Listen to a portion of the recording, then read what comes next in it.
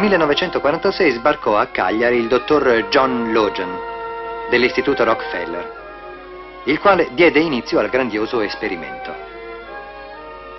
Per prima cosa furono organizzati gli uffici e il quartiere generale di quel piccolo esercito internazionale che si chiamò ERLAS, Ente regionale per la lotta antianofelica in Sardegna.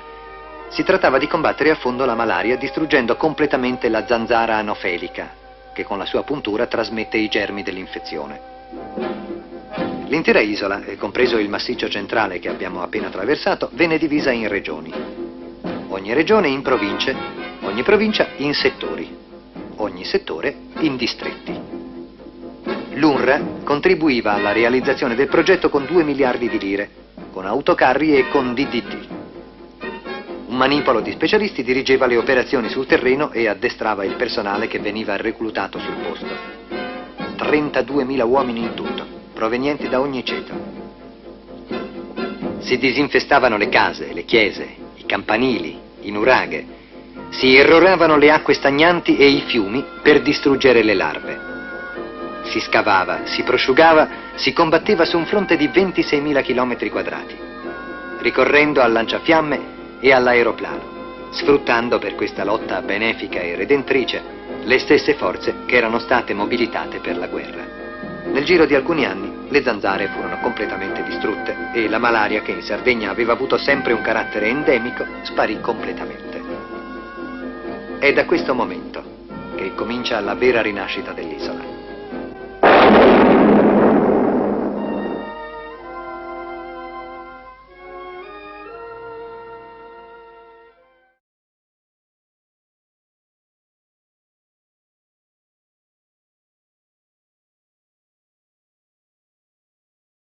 Ogni giorno, al tramonto, il velo della malaria si alzava dalle acque morte e la stringeva in un assedio invisibile.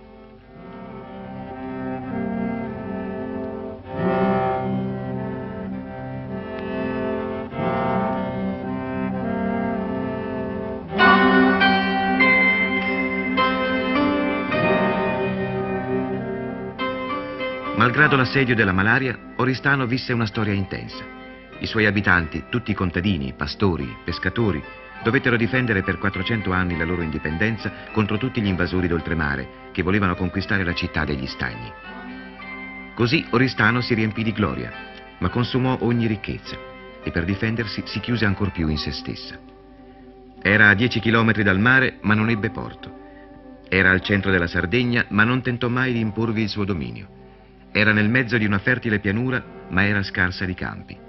Coltivava soltanto quel poco che i cittadini consumavano, grano, uva e ulivi. L'assedio della malaria costringeva i cittadini a vivere in città, ad alzarsi all'alba per raggiungere i campi, le vigne, i pascoli. Li obbligava a lavorare la terra furtivamente. All'imbrunire, prima che le zanzare uscissero dai loro nascondigli, gli uomini dovevano ritirarsi come in un eterno coprifuoco.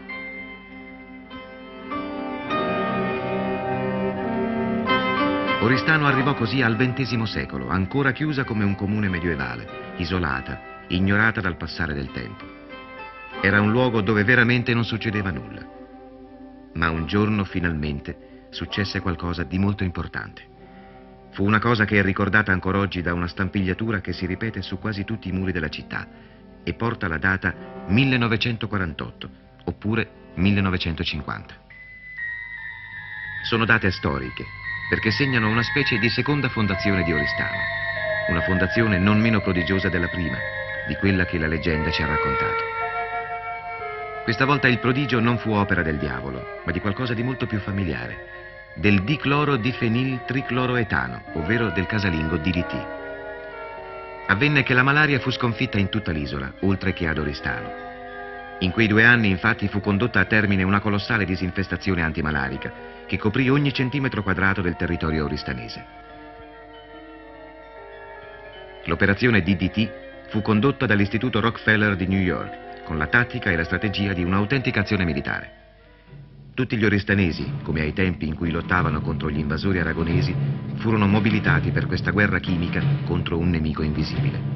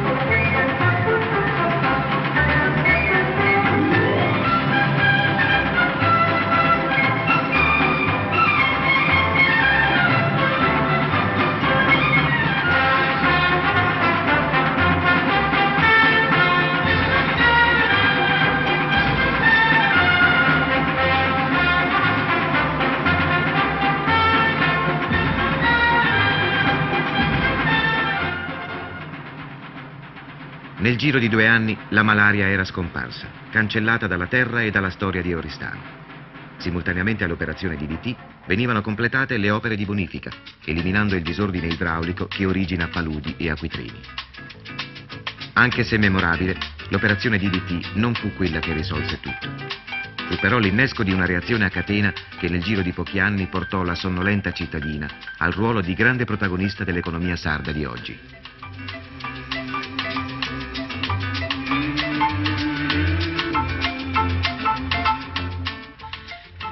Al termine dell'operazione, Oristano venne a trovarsi al centro di una terra ricchissima, di una pianura come la sognano tutti i contadini del mondo. Fu così che alla vigilia dell'era spaziale gli oristanesi riscoprirono la loro antica vocazione contadina. La terra era ottima e fertile, ma mancava ancora l'acqua. Scattò allora la seconda operazione.